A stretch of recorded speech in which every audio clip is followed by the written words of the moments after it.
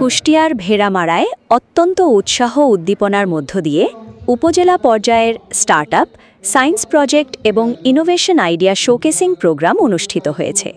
কুষ্টিয়া ভেড়ামারা থেকে সাইফুল ইসলামের প্রতিবেদনে দেখুন বিস্তারিত। শুক্রবার 12 জুন 2026 তারিখে ভেড়ামারা উপজেলা পরিষদ মিলনায়তনে এই উদ্ভাবনী মেলার আয়োজন করা হয়। মাধ্যমিক ও উচ্চশিক্ষা অধিদপ্তর ঢাকার SEDP এর অন্তর্ভুক্ত এডুকেশনাল এক্সেলেন্স সাপোর্ট স্কিম এই প্রোগ্রামের আয়োজন করে। উদ্ভাবনী অনুষ্ঠানে উপজেলা নির্বাহী অফিসার মোহাম্মদ আমিরুল আরাফাতের সভাপতিতে প্রধান অতিথি হিসেবে উপস্থিত ছিলেন কুষ্টিয়া 2 মিরপুর ভেড়ামারা আসনের জাতীয় সংসদ সদস্য মোহাম্মদ আব্দুল গফুর।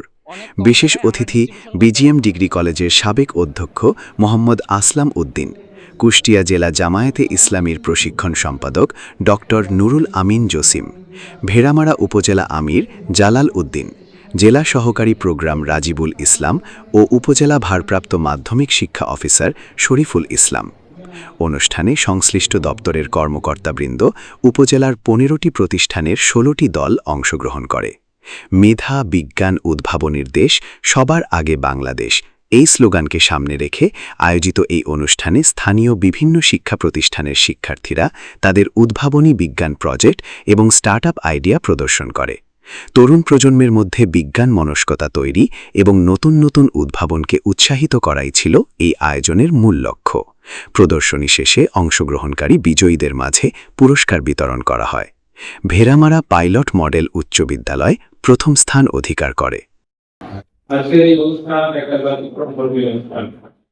এখানে ছাত্রদের মধ্যে যে জ্ঞান চর্চা, উদ্ভাবনী শক্তির প্রতিযোগিতা এবং এখান থেকে তারা ভালো একটা উৎসাহ নিয়ে যাবে। আমাদের দেশে সম্পদের কোনো অভাব নেই, আমাদের দেশে শিক্ষার খুব বেশি অভাব আছে, তাও নয়, কিন্তু একটি জায়গায় আমাদের দুর্বলতা। আমাদের ছাত্রদেরকে আমাদের শিক্ষা বাজেটে দেখেছেন এবারও বাজেটে প্রস্তাবনা দেওয়া হয়েছে বেশি, কিন্তু সেই গবেষণা ক্ষেত্রে বাজেটটা থাকা দরকার, সেই ধরনের বাজেট বিগত সময় এবং এবার থেকে নাই। আমাদের বড় বড় বিশ্ববিদ্যালয়ের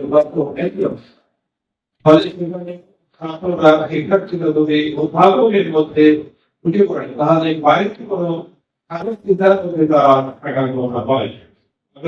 বিশ্ববিদ্যালয় কলেজ সেইখানে ছাত্রদের প্রতিযোগিতা হয় শক্তির মহড়া, কিন্তু সেখানে প্রতিযোগিতা হওয়ার কথা ছিল বিজ্ঞান ভিত্তিক তাদের উদ্ভাবন করা, কিভাবে এই দেশে উন্নয়ন করা যায়, কিভাবে সুন্দরভাবে দেশটা পরিচালনা করা যায়, আমাদের যে সম্পদ আছে সেই সম্পদের সুষম ব্যবহার কিভাবে করা যায়, এই ধরনের গবেষণার ব্যবস্থা অতীতেও ছিল না, এখনো ঠিক সেই পর্যায়ে নেই। তবে আমি মনে করি বর্তমান সরকারের শিক্ষা মন্ত্রণালয় থেকে যে উদ্যোগটা নেওয়া হচ্ছে নিঃসন্দেহে এই আমাদের জন্য সফল হয়ে আসবে।